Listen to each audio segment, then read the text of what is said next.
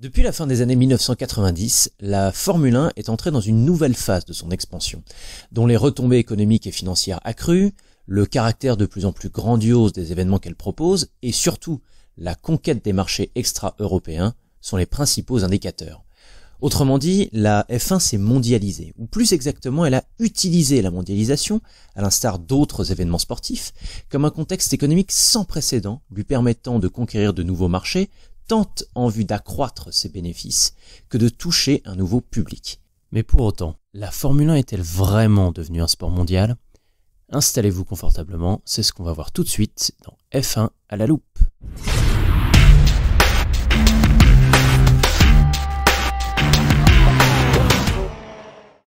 Notre planète connaît depuis 25 ans une globalisation économique qui se caractérise par la libéralisation et l'accélération de tout type d'échanges, l'intégration des marchés ainsi que le développement des technologies d'information et de communication.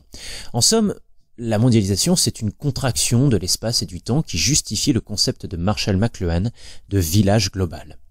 En surfant sur ce village global, la Formule 1 s'est progressivement mondialisée en s'exportant depuis les marchés européens traditionnels vers d'autres pays, comme la Malaisie en 1999, la Chine en 2004, les Émirats Arabes Unis en 2009, ou encore le Vietnam plus récemment en 2019. Mais la F1 actuelle est un paradoxe. Si elle est devenue une discipline sportive planétaire grâce à ses fameuses conquêtes géographiques extra-européennes, en Asie de l'Est, au Moyen-Orient ou en Amérique latine, elle se fonde sur une industrie automobile et technologique exclusive.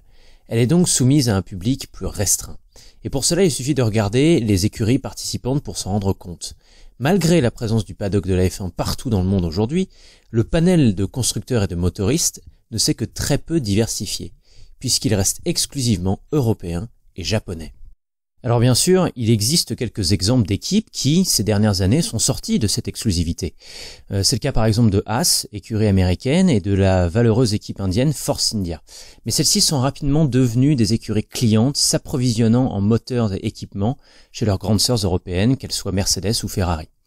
C'est d'ailleurs tout le sens de la polémique actuelle qui implique la Racing Point de cette année, également appelée la Mercedes Rose.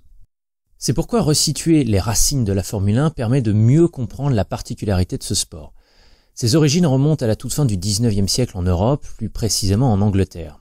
Alors qu'en 1894, on assiste aux toutes premières courses automobiles, les premières compétitions, elles, se développent entre les années 1920 et 1930.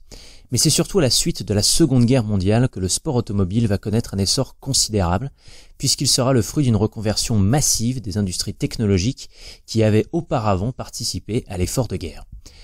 Ces reconversions sont courantes au Royaume-Uni à l'époque et font du pays le véritable berceau de la Formule 1, puisque depuis la Seconde Guerre mondiale, l'Outre-Manche concentre de nombreux spécialistes de la haute technologie formés dans l'industrie aéronautique.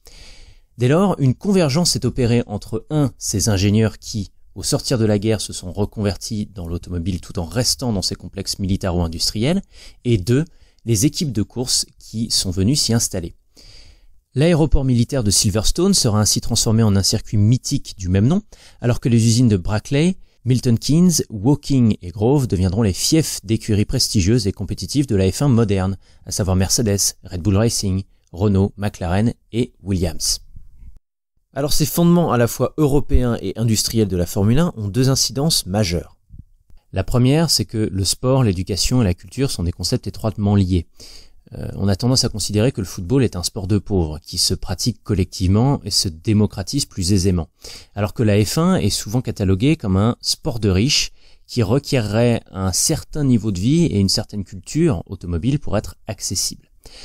Cette culture dépend en grande partie de l'histoire et du prestige d'une industrie automobile dont l'Europe occidentale et le Japon conservent historiquement un monopole. Ainsi, si la F1 est populaire en Europe occidentale, elle est méconnue en Afrique et peine à se démocratiser dans les pays d'Asie dans lesquels elle s'est implantée. Les exemples de l'échec du Grand Prix d'Inde, présent au calendrier de 2011 à 2013, ou encore de la disparition récente du Grand Prix de Malaisie en 2017, incarnent les limites de la prétention de la F1 à atteindre un tel niveau de popularité globale. Deuxièmement, la présence d'une industrie automobile et technologique à la base de la Formule 1 a un fort impact sur le spectacle en piste, ce qui risque de soumettre la F1 à une audience aléatoire en fonction des périodes. Soyons honnêtes, mais qui n'a jamais piqué du nez au moins une fois au cours des saisons 2002 ou 2004, pour les plus anciens, archi dominé par Ferrari et Michael Schumacher? Qui n'a jamais somnolé en 2013 au cours des 9 victoires consécutives de Sebastian Vettel et de sa Red Bull? Ou qui, carrément, ne s'est jamais endormi depuis l'ère hybride outrageusement écrasée par Mercedes et Lewis Hamilton?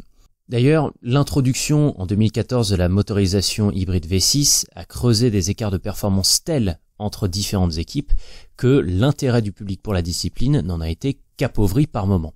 Et c'est pour ça qu'actuellement la Formule 1 est en train de plancher pour mettre en place ces fameux plafonds budgétaires qui permettraient de resserrer les performances entre les écuries. Donc la F1 est certes devenue un méga événement sportif, c'est-à-dire un enjeu urbain et touristique pour les villes émergentes et un instrument du soft power pour les nations d'accueil, mais elle se distingue d'autres événements, car elle se fonde avant tout sur une industrie de pointe qui en fait un sport d'élite et beaucoup moins accessible. Alors pourquoi je vous dis tout ça ? Je vous dis tout ça car 2 faits d'actualité viennent à mon sens rappeler ce paradoxe. Le premier fait d'actualité, c'est tout simplement la crise du coronavirus, qui confirme que si la F1 est un sport mondial selon ses promoteurs, intrinsèquement, il n'en est rien. Et pour preuve, la plupart des grands prix prévus cette année sont en Europe. Ce n'est pas uniquement parce que le pic de contamination est passé, pour le moment, mais c'est surtout parce que la réalité logistique de la F1, à savoir que l'intégralité des équipes est basée soit au Royaume-Uni, soit en Italie, ne permet pas à un paddock entier de se déplacer outre mesure.